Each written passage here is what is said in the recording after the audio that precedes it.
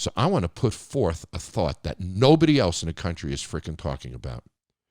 We are the ones that are going to determine whether these businesses are successful, every bit as much as they're going to determine if they're successful.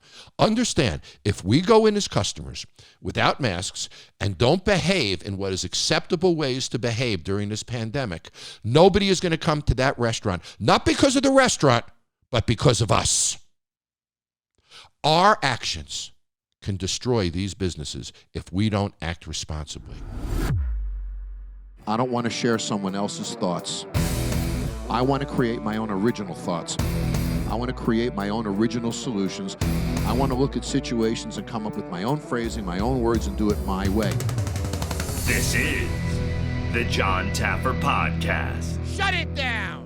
Well, here we go. I think it's day frickin' 60 for me, if I'm not mistaken. This is Jon Taffer. This is my Jon Taffer Podcast. Welcome, everybody. You know, last week I got in sort of a bit of a tirade over the different rules and the regulations that are happening everywhere, and I was just reading. Those of you who know me and have watched Bar Rescue know that we've done some work down in Puerto Rico over the years, and it's been an important place for me with the hurricanes and even the earthquakes and everything down there. Well, they just implemented laws for 18 months that are limiting restaurant capacity, limiting the way we operate. And it's amazing to me that one state can have none and another state can have 18-month worth of regulations. And, you know, I'm concerned. And you know, I've generally been pretty supportive of our president and the work that we've been doing over the years. But, you know, I just keep hearing how things are going to get better and going to get better. And we did blunt the curve. But I'm concerned, folks. And I'm concerned that we're overstepping now. And I'm concerned that we're going to impact business to the degree that maybe it just won't recover. So I'm very, very concerned. And when I look at the restaurant industry and what's happening here, you know, I'm pretty darn excited about what's happened in Georgia. You know, Georgia's, the numbers have gone down, and we've been out now for a couple of weeks. I'm building a restaurant in Georgia. We opened in July, Taffer's Tavern. We're under construction now, and we are very excited in Atlanta. I mean, people are out and about. Restaurants are getting busy, and, you know, there seems to be an afterlife after this pandemic. And, you know, this afterlife is starting to look pretty good. I'm sitting here in Las Vegas. We opened up Saturday, and I went out for a drive, and the restaurants were getting busy, and people were standing outside, and it was really an exciting time, and something dawned upon me. And I want us all to really think about what I'm going to talk about now for the next couple of minutes. You know, we're all talking about what are the restaurants doing to keep us safe? What are the retailers doing to keep us safe? And we're all putting the burden upon them. Well, that restaurant better have procedures in it to keep us safe, and that restaurant better be sanitary, and they better be washing their hands, and they better this, and they better that, and they better this. Well, I'm looking on the news, and I'm looking at images of people in restaurants. And there's customers standing outside of restaurants. They're not wearing masks. They're not 6 feet apart. They're standing next to each other. They're all clustered in front of the restaurants waiting to get in. And I'm driving by, and I say to myself, look, there's a bunch of people out there. They're not wearing masks. They're standing next to each other. I'm not going to go to that restaurant. And then I look online at photographs that people are taking inside restaurants. And I'm looking inside a restaurant in a dining room. And sure, the tables are spread, and the restaurant is doing everything it's supposed to do. But the customers aren't wearing masks. They're not keeping the distance between themselves. And when I see what the customers are doing, I don't want to go to that restaurant. So I want to put forth a thought that nobody else in the country is freaking talking about. We are the ones that are going to determine whether these businesses are successful, every bit as much as they're going to determine if they're successful. Understand, if we go in as customers without masks and don't behave in what is acceptable ways to behave during this pandemic, nobody is going to come to that restaurant, not because of the restaurant, but because of us. Our actions can destroy these businesses if we don't act responsibly. So we're all talking about saving the restaurant business. We're all talking about saving the bar business, saving retailers. We're all really scared that these businesses could fail, could go down the tubes, might not ever reopen again. Then we better support these businesses by wearing masks, practicing social distancing, and practicing procedures in these businesses and around these businesses that also protect these businesses. And everybody's talking about the operator and a retailer and what they're doing, but nobody's talking about our responsibility. Our responsibility. When we go out We have to act in a way that keeps the businesses around us safe and keeps customers coming back to those businesses. And nobody's talking about that. So I'm going to, and I want to ask you a favor. When you go into a local restaurant, wear a mask. Act in a way that helps that restaurant. Act in a way that communicates the safety of being in that restaurant so that other people will come after you. You see, if we as a society act unsafely in these businesses are going to fail, not because of them, but because of us. We have a responsibility now to protect these businesses with our own behavior. Nobody's talking about this. Nobody's talking about the fact that customers can destroy the future of these businesses by their actions.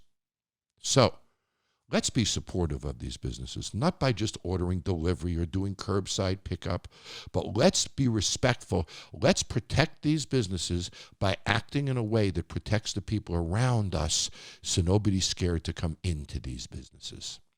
That's the responsibility that we have as consumers. So if the business is going to step forward and take all the steps in PPE gear, masks, hand washing, the right chemicals, the right systems, the right procedures, all of that, if that restaurant does that, then we must support them by acting conscientiously as well.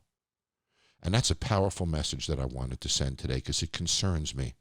Great restaurants, great retailers, great bars who do everything right could be destroyed because the customers didn't do everything right. So if we want to support each other, if we want to support these businesses and really get out of this pandemic and really make these businesses successful again, then there's a responsibility upon all of us to act, look, and protect ourselves and the people next to us in ways that enhance these businesses. That is our responsibility. Let's seize it. Let's seize it. If you don't want to wear the mask for yourself, wear it to protect that business. If you don't want to wear the mask for yourself, wear it to protect the person next to you. If you don't want to wear that mask yourself, for yourself, wear it because it's just darn the right thing to do right now. And that's my message for today. So guys, we can't put all this upon the businesses. We have to support the businesses in a way that we act, and I think I've made my point. So, for this week's podcast, I wanted to communicate our responsibility as consumers, not just our responsibility as business owners. Let's seize that responsibility. Let's get these businesses open. It's starting to open. It's starting to happen now. If we wear masks, if we act right, if we protect this ourselves, we can make this work. If we don't protect this, if we don't take these steps, it's not going to work. And it won't be because of the businesses. It'll be because of us. And that's unacceptable. So let's step up now. Let's step up now. Get that mask, get a bandana, whatever it is that you need to do to protect those around you and protect the businesses that you go to from a perception standpoint. I'm not sick, John. I was tested. I don't have to wear a mask. No, if you are in there without the visual, you're hurting the business. So that's critical to me. This week for my podcast guest, I wanted somebody who's really inspirational. We've had a lot of guests on this podcast talking about the pandemic and the difficult things that are happening and how we're all dealing with family challenges and financial challenges and social challenges and job challenges and so many challenges that we're all sharing in common with each other now. But are we doing the things that we need to do for ourselves during this pandemic? And I'm going to get physical for a couple of minutes here. Are we exercising? Are we sitting on our asses all day long? Because I know I'm spending too much time sitting down. I'm spending too much time right now not exercising, not going out, not walking. I'm not on set. I'm not working. There's a whole bunch of issues that I'm having because I'm locked home. And my body is aching. My neck hurts. We have a physical issue when we're home like this. So what can we do to make our personal situation better during this pandemic so that we have the strength, the physical agility, and the ability to deal with this when this all ends? So I can think of nobody better to talk about our physicalness while we're in pandemic, exercising, and how to inspire us all to do that than Jake Steinfeld. We all know Body by Jake. We all know who Jake Steinfeld is. He's one of my favorite people. There is no one more inspirational to me than Jake Steinfeld. So we're locked home, but we still need to take care of ourselves physically, take care of ourselves mentally. We need to be ready to go out with strength, with enthusiasm. And being locked at home these past couple months is not exactly inspiring for us. So Jake will light our fire. I know it. When I come back, I'm going to be with my buddy, Jake Steinfeld. You know, I am incredibly excited to have this guest here with me today. You know, during this time of pandemic, we've all been a little depressed. We've all been paralyzed by this thing. You know, it stopped our life. And there's a person in my life who's become a friend recently who is the exact opposite of all of that. There's no paralyzing. There's no negativeness. Jake Steinfeld was the pioneer of personal training for over 40 years. And people like Jack LaLanne, Jane Fonda, nobody has influenced the industry more than him. You actually, Jake, created the Hollywood Royalty Training Program.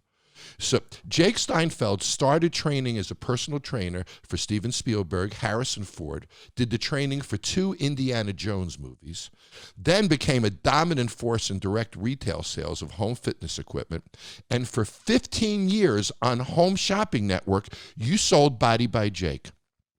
And then you went and you created and founded Fit TV, the first fitness television network, sold that to Viacom, I believe, right? Right? Did very well on that. Then created and founded Exercise TV, the first on-demand fitness television service. And I'm not even near done here. Then Jake founded the Major League Lacrosse, the first professional outdoor lacrosse league. He's the chairman of the National Foundation for Governors Fitness Councils. And this is the one that just took me over the top, Jake.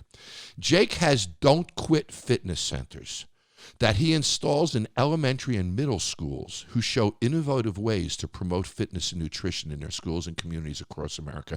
He's a New York Times and Wall Street Journal best-selling author. He even created a music label called Body by Jake Music, was the torchbearer for the 2012 Olympic Games in London, England, one of 22 Americans, and I love this, buddy, Cheech and Chong's next movie you were in, Home Sweet Home, Into the Night, The Money Pit, which I love that movie, The Money Pit. And you was even executive producer of the film Grizzlies. You know, I can think of no better slogan than yours. Jake owns the term "Don't Quit." And man, you haven't quit for a long, long time. How are you, buddy? Well, hey, brother, first of all, thank you. And John, it's awesome to be with you. I've been a fan of yours, Bar Rescue, and what you've been able to do in your career and how you give back and how you help too. But, you're so right. This is a very interesting moment in all of our lives. Yeah. A very interesting moment in all of our lives. And we could go one of two ways. We could say, as you said, there's been a lot of anxiety, a lot of stress, a lot of tension in everyone's life, no matter who you are, no matter where you come from. But it's a matter of how you deal with that anxiety and stress. And the one thing that I've always came back to, one thing you didn't talk about, and I appreciate all those great accolades, I was actually an overweight kid. I had a really bad stutter growing up, and I didn't have much confidence and very little self-esteem. My dad bought me a set of weights when I was 13 years old, and it changed my life. And not only did the weights build my body, but it built my confidence and my self-esteem. Wow. And the one thing that I know, and the one thing that I'm so passionate about, John, is when you exercise, you release these endorphins, you start to feel better. Even if it's 1 repetition, 2 repetitions, the one thing we're reading about more now, seeing all these things coming from the CDC, all these different doctors that I talk to, that we're sitting longer now because we're in quarantine and all this stuff, over 10 hours a day. Our bodies are not moving, brother. Yeah, me too. What we need to do is this, and it's really kind of interesting because we have a mutual friend of Brian Kilmeade, from Fox and Friends, who we both adore. I was one of the original guests on Fox and Friends way back in 2000. And I love the show. I love the gang there. They've been awesome. And when this pandemic hit and everyone was scrambling, I started getting phone calls from Fox and Friends, my friends at ESPN, and they said, Jake, You were the guy that created personal fitness training and trained all the Hollywood stars, but with a broomstick and a towel, 2 cans of Mama's tomato paste, and would you mind coming back on and talking about fitness in the home? And John, a couple other things, Ted Turner really gave me my start doing the fitness break on cable news network, where I did these 60-second vignettes. I remember them. Right? Remember that, man? On the beach in Malibu with a couple of models demonstrating simple exercises with a broomstick, towel, a chair, 2 cans of Mama's tomato paste. So instead of having the incredibly beautiful female models that I had back in the day, I have my sons who are better, and cooler, who are doing the exercises with me. I've been, I'm honest about a lot of things. I was very social media adverse. I've been fortunate. I was one of the first guys in the cable business. Everybody in Hollywood sort of laughed at me. And cable, Jake, come on. Body by Jake household word. Everybody knows the term Body by Jake. Well, thank you. And then the infomercial space, home shopping. Everybody in LA used to laugh, right? And then everybody got into the game. When it came to the social media stuff, I was a little shy about it. I have to be honest with you. And my sons, my 2 youngest guys, I have 4 kids. I have a daughter and 3 boys. My 2 youngest guys are back home now from school, one from Michigan and one's over here at USC. My producer and director, and they got me lit up on Instagram at Official Body by Jake. And we started posting these 60-second, minute and a half little exercises that you could do in your home, in your apartment, in your condo to get your blood moving. This is important work. Going. So where can people find these videos now, Jake? Are they on your Instagram page? Exactly, at Official Body by Jake, man. And we're posting up every day a simple exercise. The response has been, John, it's been incredible. It's been so nice to. Now I've been here. I kind of stepped away from the selling side of fitness. And you and I are pals, and we're talking as a little family here. I got to where, look, there's only a finite amount of body parts, and there are only so many ab machines that you can come out with, right, before you become a cartoon character of yourself. Right. And I learned that my stomach always told me about my next moves, and I decided to sort of take a different path, always involving hope and health and wellness, and a don't quit attitude. And as you mentioned, I also founded Major League Lacrosse and got into the sports side of things. But I really wanted to give back, and I was putting fitness centers, and have been putting fitness centers in elementary and middle schools around the country, and always been out there, but not like you and I being on television every single day. So it's been really refreshing and exciting to get back, as I said, to put on the Body by Jake, as I call the Superman outfit, and do the old Rapido, talking about Battissimo and Abadabbas. And the response from the Instagram crowd has been so cool, man. We've been up for about 4 weeks, not as strong as you yet, John, but getting there, man. Where we got about 16,000 some odd followers. We're just getting started. But what's interesting? But it's really been fun. Jake, is you're right. I look back at your beginnings, and everybody had equipment and gear and technology, and you're standing there with cans of tomato paste. And what is amazing about the success that you've generated, and I can't say this about anybody else who's in your space, you are successful so much because of your personality. John, thank you. And listen, it's and approachable. it goes back to you too. And listen, if you were my trainer, I don't want to disappoint you. You're the kind of guy I don't want to disappoint, so I'm going to work a little harder in that scenario for you. But it's that personality that draws you in. And I mentioned a story to you the other day we were talking. I just want to share it with the audience. I have a Body by Jake story. When I watched the towers come down on 9/11, I was sitting in my bedroom in Woodland Hills, California, my house. It's about 6:15, 6:20 in the morning. And I'm on my Body by Jake ab machine. and I'm using my Body by Jake ab machine, which I could probably use today. I wish you could get me a new one. I don't have it anymore. I don't think you make it anymore. And I watched the towers go down on my Body by Jake machine, and you know, it's had an emotional connection to me because of that, of course. But I want to talk to you about growing up. Where did you grow up, Jake? I was born in Brooklyn, New York. I was raised at Baldwin, Strong Island. Yeah. And I had a great childhood, man. I mean, I'm the oldest of 4 kids. You know, as you know, John, it was a middle class family, a middle class neighborhood. Everybody hung out together. Sports was all about, no one ever talked about getting recruited. It was all about, you know, being with your buddies, blowing bubbles, right, wearing the uniform, throwing a ball around. My interesting moment was this, and I'll tell you an interesting story. In 8th grade, I was starting to exercise, starting to work out with the weights, so starting to feel pretty good. And I was going to go out for my junior high basketball team. And I got to be honest, look, I was a great basketball player, John. I was a great basketball player because my mom said, "Honey, you're a great basketball player," and I believed her. How tall are you? I'm 6 feet. Okay, 6 feet tall, and I went out for the basketball team, and I will never forget going to the gym wall to see the cut list, who made the team, and I went up with a few of my buddies. And I got cut. And if you think about this, you know, it's fun to laugh about it now at 62 years old.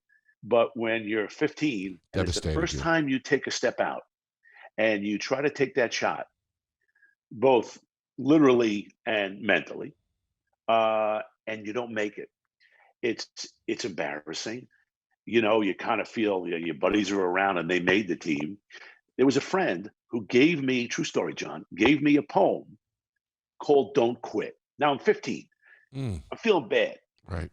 If someone gave you something at 15, have you kept anything that anyone ever gave you at 15 years old?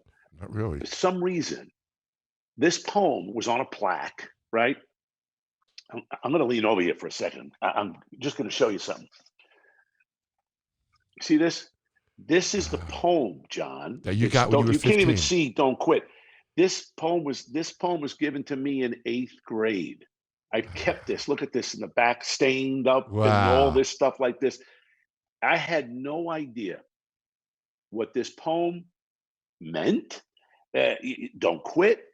I started to read the poem, and look, I'm not a religious guy, but the poem became like a Bible verse to me, and I recited it when things were challenging. And as I grew up, in 1981, I trademarked the words "Don't Quit." And it was one of those moments where, you know, as you know, John, I'm sure everybody has adversity in their life, especially right now. Yes. Especially right now. And those words "Don't Quit" are so powerful and so important to me personally. But if you think about yourself, if I asked you, John, tell me a "don't quit" moment in your life. And because I know you help so many people in bar rescue and all the things that you do helping people. I'm going to turn the table on you for a second. I appreciate you asking me all the questions. I know your audience loves you. Tell me a "don't quit" moment in your life. Wow. You know, I've had a number of them. And for me, when I was young, I took music lessons, right? So you were working out, I was playing the drums. I took lessons for 9 years. It was very serious to me. I wanted to be a serious musician. I wanted to go to Juilliard. That was my life. And it's a similar story to your basketball story, right? I was trying to get into this band, and I went and I auditioned for the band, and they rejected me. And it was a horrifying rejection for me. I almost didn't want to play anymore, and it really devastated me. And there was a friend of mine who came up to me and said, "You know, you were really good. They just didn't understand how good you were." And that wasn't necessarily true, but I bought into that, no different than you bought into the "don't quit." And I went out, and the next gig I got, and I wound up touring the world when I was 18 years old and stuff in music. But I was ready to walk away from it. There's other stories that I have in school where I tried to give up, and there was a teacher who would sit down to me and said, you know what, this is really hard, but when you accomplish this, trust me, Jon, you will feel great. And I learned the great feeling of accomplishment when I was young. And it meant a lot to me. Jake, when you were younger, so you were heavyweight and you had a stutter, but you still had that personality, didn't you? So people still loved you when you were young, I would think. Listen, I always had friends. I was never without buddies, but it was the confidence and the self-esteem, very honestly. I tried to be the class clown because, I will tell you this, and I'm sure a lot of people will be nodding their heads. In class, if you remember growing up, when we were growing up, the teacher would ask the class to read out loud. Jon, to me, that was the worst thing. I would rather have jumped off the Empire State Building than to have to read out loud. Yeah. And what I came to learn was, every kid would take a paragraph and you'd have to stand up and read. And now I could read, but the stutter was so debilitating for me that the more nervous you got, the tighter you got here, man, which is the worst thing in the world, because what you learn to do is speak from your diaphragm and not from your throat. And all my buddies would make fun, and you get into a shell. And thankfully for my parents, teachers, the principal said they wanted to put me in that room 222, if you remember, and my parents said there's nothing wrong with him, and he could be with everybody, and thank goodness for that. And my grandmother, who was my biggest fan of all time, because the moment you talk about personality and all this stuff, when I was working out with weights, it was the greatest feeling in the world for me. I mean, my moment happened in my bedroom downstairs in Baldwin. I lived in the basement, right? And I'll take you back for a second. When my dad had called me out into the backyard, it was in the summer. I was 13 years old, and he had set up a weight bench. And he said, come on outside, let's do some bench pressing. And so your father was into working out, and I said. So your dad was into working out. He was an old Navy guy. So he, look, he smoked 4 packs of cigarettes a day, but he could have a cigarette in his mouth like that and do 25 push-ups. I was uncanny. So he was an inspiration to you for sure. Oh, 100%, 100%. Yeah. And I will never forget this, Jon. I had no interest in doing the bench presses. And he was a guy that would ask you to do something once, and then he would just never ask again. So come the end of the summer, he said, bring the weights inside, which I did. I lived in the basement. I put the weight set in the laundry room right next to my bedroom. And every night, I'm supposed to be doing homework. Now, I don't know about you. I was never really a great student at school. I loved the social life. I loved my friends, even though I had the stutter and I was overweight. I loved my buddies, but I wasn't all that good in school. And the teacher would tell you to do, to underline the most important things in the book. And I'm underlining everything. I have no idea. I daydream like you can't believe. And this one night, I'm looking into that little laundry room, and I see the bar sticking out of the door. And whatever the reason was that moment, I'm a big believer in life is about moments. I got up, walked into the laundry room, grabbed the weight set, brought it into my bedroom, put this little skinny mirror on top of my ottoman, right? And I used to love to listen to Frank Sinatra's True Story, I Did It My Way. And I had an album of Frank. And there's this wild applause at the end of his live album that I queued up to the applause. Now, this is a visual for everybody. I was looking in the mirror. I had the cans on my head. I had this tank top with my stomach hanging over my underpants. And I had getting ready to do my bicep curls. Oh, I'm sorry. I had this afro with braces on. It was a great look, Jon. It was a great look. cued the music up to the applause, and there I was, Jake Steinfeld, doing his bicep curls in front of 50,000 screaming fans at Madison Square Garden. And that was where the insanity began. Wow. And it, for whatever the reason was, and everyone finds their thing, to me, those weights in me got along. And it really jettisoned everything about my life. Everything was pointed towards, I got to go to California. I want to become Mr. America. And that's all I thought about. And my biggest fan was my grandma. So you go to high school right on Long Island. Yep. And tell me how it started. So you're a young kid. You love working out. You've overcome your stuttering at this point, right? Did you?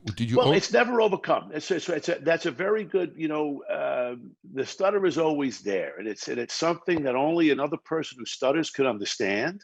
So you consciously deal with it all the time, to this day. Oh, I deal with it all the time. Yeah, it's Wow. something that if I got a lot on my mind, you get a little uptight over something. But you're such a great communicator, so you've overcome that so powerfully. And I forced myself, and I forced myself to do it. I forced myself to get up and speak. So let me ask you a question, Jake. Go Let me ahead. ask you a question. So you're one who've overcome things in your life. Do you think that overcoming the stuttering empowered you to overcome other things later in life? Oh my goodness, 100%, John. Because it taught you could do it, right? But that goes back to what I'm telling you about exercise. Exactly the same thing. When you feel that you can do something that you couldn't do before and that you can accomplish a task, you immediately say, wait a second, if I did that, what else can I accomplish? What else can I do? And something as simple as, look, stutter is heavy, right? Yeah. But I'm talking to you about, hey, John, today we're going to get down. We're going to do 25 push-ups. You're going to go, Jake, the most I do is 15. I go, today we're doing 25. And I get you pumped up and I get you psyched up and you do those 25 push-ups. You stand up, you look at me, or you look in that mirror and you go, oh yeah.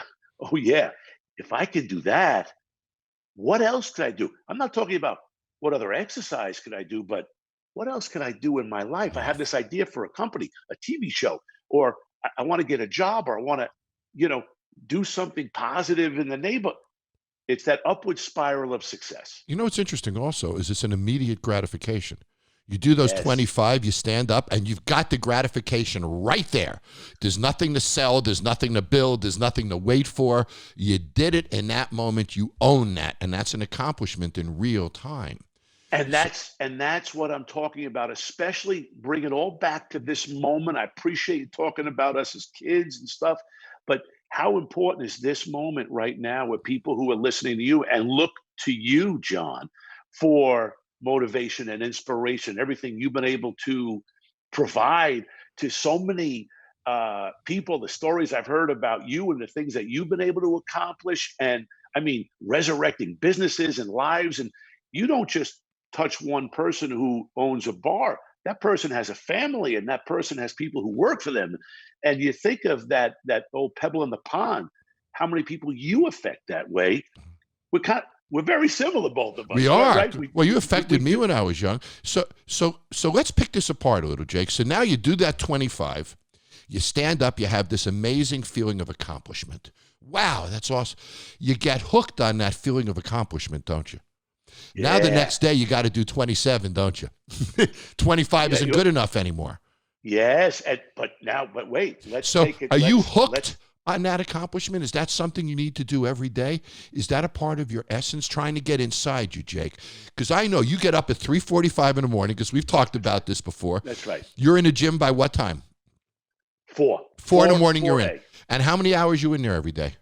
I'm in there 42 minutes. 42 minutes. So you've got a circuit that you've put together that you do in your 42 minutes. So I'm a psycho. Listen, that's those 42 minutes. That is my look. Let's just clear the table. Exercise is boring. Okay, it's boring. Yeah. If it wasn't boring, everybody would be in great shape. We do it all day. Everybody, right? Everybody would feel terrific.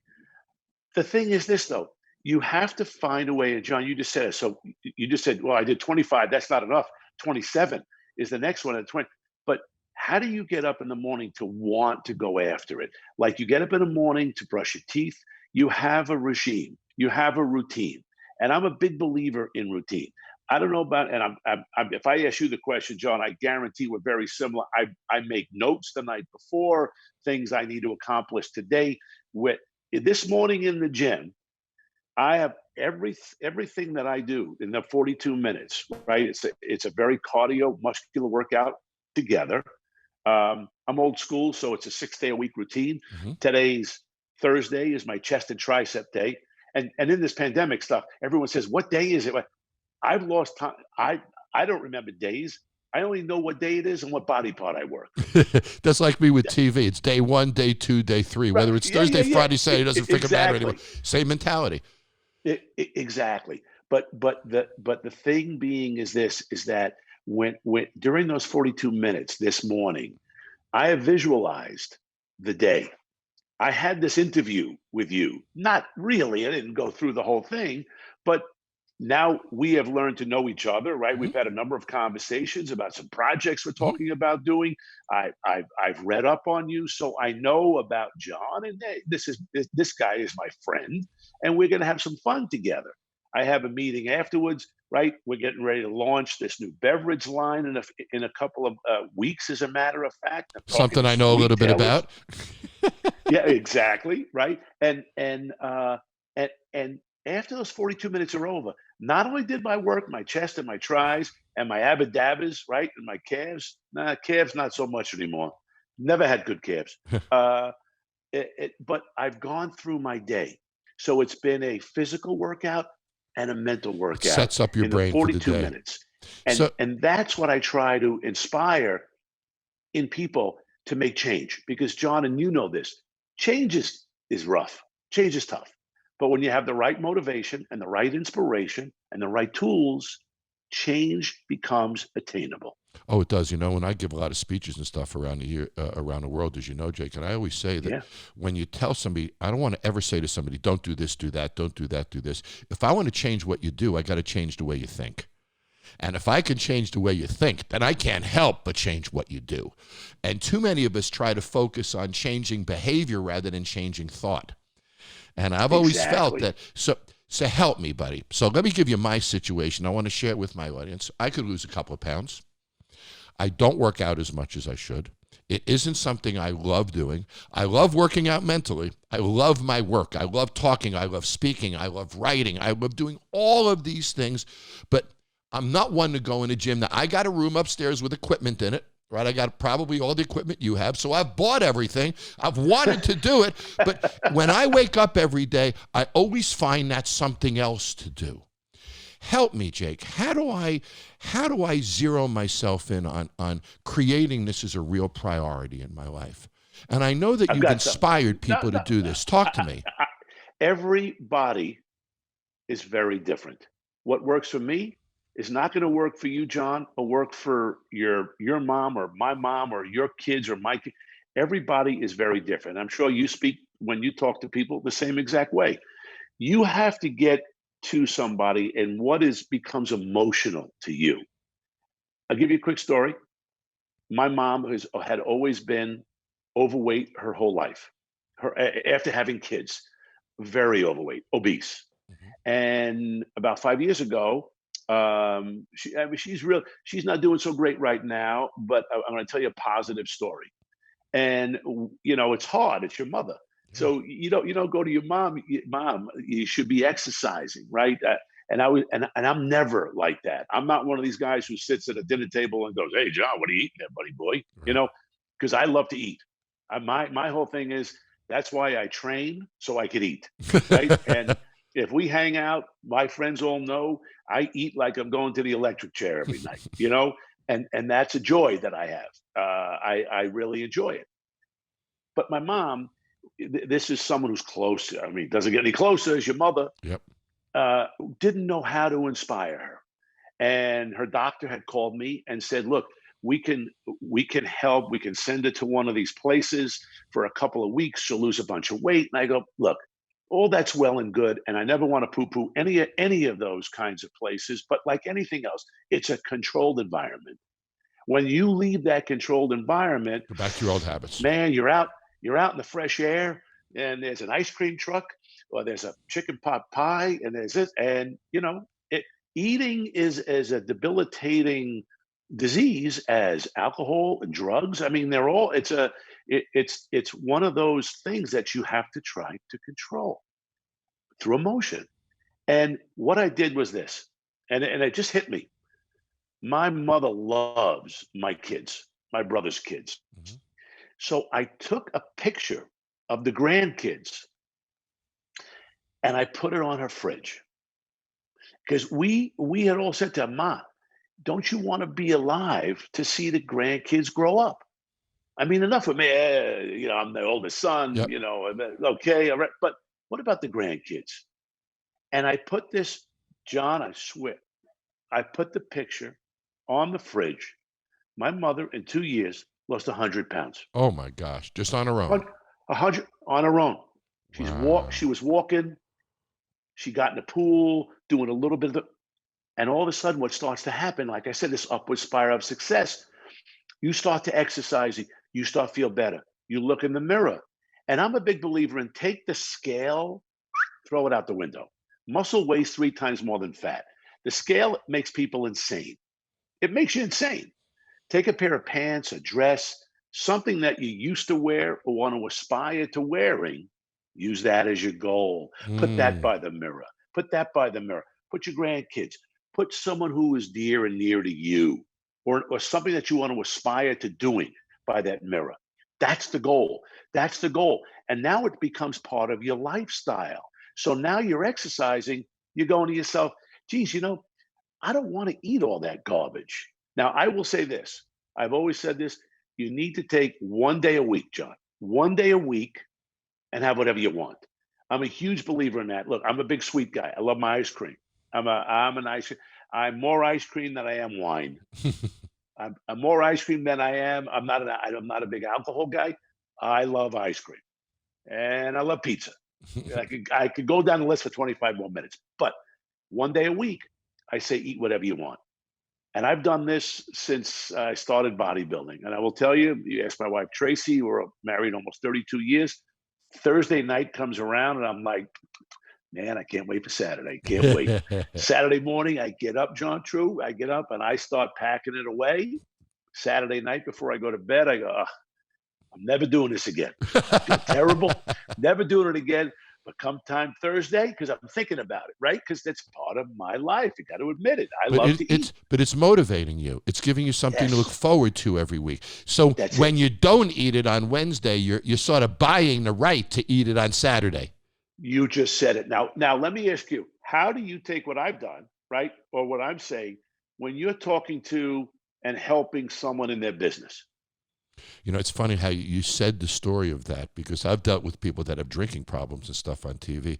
There was one episode where I took a picture of his son and I taped it to the bottom of a glass.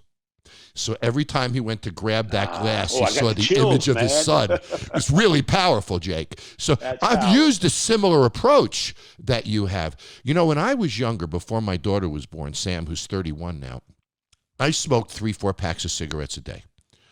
And I tried to stop smoking. This is 30 years ago. I tried to stop smoking. I could never stop smoking, Jake. Now my daughter's being born, and she's being born in 3 weeks. And I said to myself, I am not going to perpetuate this. There's no way in the world my daughter, or I didn't know it was going to be a daughter, my daughter or son is ever going to see me smoke. So they were my motivation before I was born. So I quit smoking a week before my daughter was born 30 years ago. And of course, I've never touched it since. All those years, Jake, I could never do it for me. But for her, I had no issue doing it. It was a piece of cake. I just quit cold turkey. So you're right. And I've used that same motivation in other areas of my life. I've got to use it for this. It's the truth. And it's something, listen, I will never use the word easy when it comes to a lifestyle change. Yeah. As you know that, right? You come off, or you watch your shows, it's like, how does this guy do it? I've heard you speak. It's like, yes, he makes so much sense. But you see at the end, how do you actually do it? But if it becomes emotional, and you know this, if you can personalize it and become emotional, about it. Emotional in a positive way, How do we make this upward spiral of success, right? How do we do it? My simplest form with exercise is 1 repetition leads to 2 repetitions, leads to 3 repetitions. And now all of a sudden, it's like a finely tuned machine. Yeah. And you're getting up in the morning and without even thinking about it, hey, so instead of 3 pieces of toast or 4 waffles, I'm going to cut it down to 2 waffles, And then without anyone saying anything, there's a little more bounce in your step. And when they get that bounce in your step and you put that outfit on and the belt is a little bit, wow, my goodness, I can actually put another notch in that belt. Man, that is more unbelievable, that self-accomplishment. And you know this, John, Yeah. when you feel that you've overcome something, how powerful is that tool? That's where those words "don't quit" come in. And What's interesting, Jake, is now we're sitting here in this pandemic. And, for me, I get to go out every day and accomplish things, save people, help people, make TV shows, do speeches, build things. Now I'm stuck at home. And, some days are really busy. Today I have my interview with you. I've been looking forward to this, for days. So when I'm finished with this, I accomplished something today. It was great. But when you're stuck home in this pandemic, it's hard to find things to accomplish every day. We're stuck. So sure, I can call family and friends and FaceTime with my grandson but at the end of the day, what the hell did I accomplish? I'm stuck home. So work is giving me things to accomplish. You've really got me thinking. I need to have a physical accomplishment every day when I'm home. Not just a mental accomplishment, not just a working accomplishment. And you've got me really thinking here. So I'm stuck home, and we all are right now. Everybody listening is. Now, we want to do things. We want to call people. We want to stay active. Why wouldn't each of us allocate a certain amount of time every day, just like Jake does, and say, okay, I need to accomplish something physically every day while I'm home in this pandemic. I must accomplish something physically, and I can accomplish my mental, my work, my personal things as well. But if I don't accomplish something physically today, that I'm not accomplishing my day. So, you've got me thinking this way, Jake. It's really, you've got me changing my mind. So when I'm finished with this podcast, I'm going to hell upstairs. And I'm going to get on my equipment. And every day I'm saying to myself, I have to accomplish something physically today. I love it. And for these 60 days, Jake, I haven't been doing that. To me, accomplishment has been work and interviews, but none of it has been physical. And that's a major mistake. You have to take care of you first. Think about all the people that you have. And this is for everyone. You close your eyes for a second. How many people do you take care of? How many people need you to be healthy? How many people need you to be focused?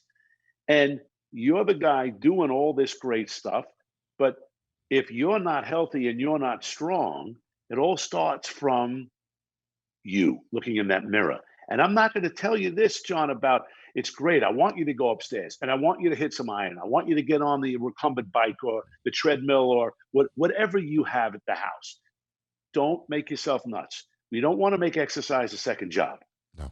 Everybody has their own things going on right now, and especially, and we should bring it back as you just did. We're living in, this is a crazy moment. It's going to pass. It will definitely pass. But this moment, I've asked my kids to sort of write down notes of how they're feeling and so we can look back at this at some point in time and really remember what it was like. And what did you do during the 2020 pandemic? Just do one exercise, because I want you to get excited about tomorrow trying 2 exercises, as opposed to doing this for the first time today. And you're going to wake up in the morning going, oh, gee, Jake, I'm sore as hell. I can't. Then there is no tomorrow. Exercise, right? I'm with you. Look forward to something the day after and the day after, because you get up in the morning, and I promise you, try this. It's the greatest way to think about just your day. Compartmentalize things, where instead of looking at things so overwhelming, and look, a lot of people, John, we're 2 blessed guys, right? There's a lot of people a lot of challenges going on. Anxiety, stress, financial, family, all kinds of things. I want to make sure that you're strong. That's the goal. If you're strong, you can handle things. You can handle things one challenge at a time, and take a challenge with an exercise. Do the exercise, beat the challenge, baby. Boy, I almost want to end this right now because this is such a powerful ending that we've got. In the time we've spent together, you've changed me, Jake. You have. I now understand that I need to do this every day, and I'm gonna. I now understand that I don't need to overly push myself, do an exercise, look forward to the next one tomorrow. I learned that the master of this, Jake, is only doing 42 minutes a day. So it's not like I have to go in there for 3 hours and push myself and hurt myself. So go in for a modest amount of time, pick a couple exercises you enjoy doing, look forward to the next one the next day, but do it every freaking day. That's it. And you know what? Get a little crazy about it, man. Release them. Yeah, it feels good. I'm telling you, it feels good. Everyone's got a lot of pent up, the stress and strain. How many people? I get more emails, more people on Official Body by Jake. My neck is strained. I have so much tension in my lower back. Look, every exercise that we do at Official Body by Jake, the exercise that we're posting, by the way, all free. You could sit down in a chair. You're not using heavy weights. It's simple.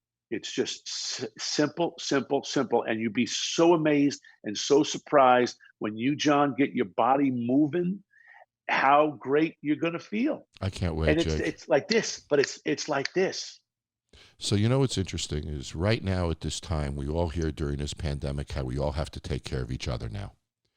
Right? We have to support local businesses. We have to support each other. In reality, at a time like this, we need to take care of ourselves first and foremost, particularly in a situation like this. And through that, we can help everyone else. 100%. Because if you're not strong, then how could you do what you do? Yeah. How are the people on the front line? That's the thing that I want to make sure the doctors and the nurses and everybody, all these frontline folks who are exhausted, and they can't find the time to exercise. It's so important for them to just get their bodies moving, a little stretch, a little, I shrug, find an a excuse. little shoulder shrug. I always have something else to do. Oh, I got to do this. I got to do that. But it can't fall back. That's why you're smart. You get up first thing in the morning. You do it before your day takes over. So there are no excuses. Nobody gets in the way, or nothing gets in the way between you and doing that. Those are the changes that I'm going to make, Jake. You just said it. And that's what and a lot of people say, I'm not a morning person. Listen, we all have the ability to change. And as we get older, look, I'm 62. When we were growing up, John, if we were hanging out at 15 and 16 and we saw or heard, hey, how old's your dad? He's 62. Oh boy. It was unthinkable. Grandfather. Right. Today, look. We're young. 60s, 70s, 80s. People, guys, everybody who's listening right now, you've overcome adversity your whole life. You've been living a don't quit life without even knowing it. You're here. You're listening. We're like John, you said, we are in this together because we're all sharing this challenge, this moment. Life is about moments. But what are you going to do about it? How could you better you? Because if you can't better you, all the people that you take care of, all the people that need you are going to be challenged because you're not going to be at your best. And that's where I come in, and that's where I want to help. So what's amazing is I can go to your social media pages. I can get all this information for free. I can get inspired by Jake. I can get specific exercises by Jake that I can do at home. And all of this is completely for free. So I ask my listeners, why would you not go to Jake's page today? Why would you not look at these exercises? Why would you not implement this program for yourself first thing tomorrow morning? And I'm inspired as hell right now, buddy.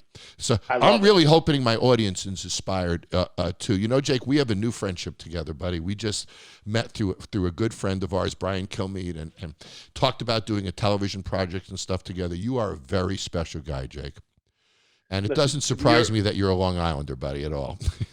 That's it, baby. Strong Island. I love it. Listen, I love you. This was wonderful. I'd love to have you back in a few weeks when this pandemic is over to talk about it again. But where do you think we go? You think things get better? 100%. 100%. That's my life has always been that way, man. The glass is always teeming over. This is the greatest country in the world, the greatest people, and we always find a way to persevere because America, we don't quit. Yeah, we don't quit. You know what, buddy? The charitable work that you do with putting your Don't Quit gyms in schools, the work that you've done with lacrosse, your desire to help people, you are a really good guy. You really are, buddy. You're an inspiration to me. Thanks, and an inspiration to us all. Thank you, Jake. This was really fun, buddy. I look forward to seeing you soon when this is all over. Don't quit. Don't quit. I won't. I'm going upstairs right now, buddy. Go, go, go, go, go. Take care, bud. See ya. Bye-bye, Jake. Wow, that was a lot of fun. I am fucking inspired right now. When I finish this podcast, I'm going upstairs and I'm jumping on my exercise equipment. You know what? I learned something during this podcast. Yep, we got some real issues what we're dealing with right now. But we're all stuck in our houses and we need to take care of ourselves. Jake's plan is really good. Why can't you wake up in the morning and for the first half hour or so, do 1 or 2 exercises. Don't go crazy. Don't hurt yourself. Don't strain your muscles. 1 or 2 exercises and then look forward to the next one the next day. We've got to take care of ourselves right now. There are so many things working against us. We're stuck home. We have unbelievable emotional strains. We turn on a TV. We get sickened by what we see. We talk to our friends who are in the same situation we are. We need some accomplishment. I get to work every day from home. Some of you do too. Make it a physical accomplishment. Get up tomorrow morning and take care of yourself. And then we'll all be in a much better place to take care of each other. I'll talk to you next week. Take care. Subscribe to the Jon Taffer Podcast right now for more episodes every Thursday.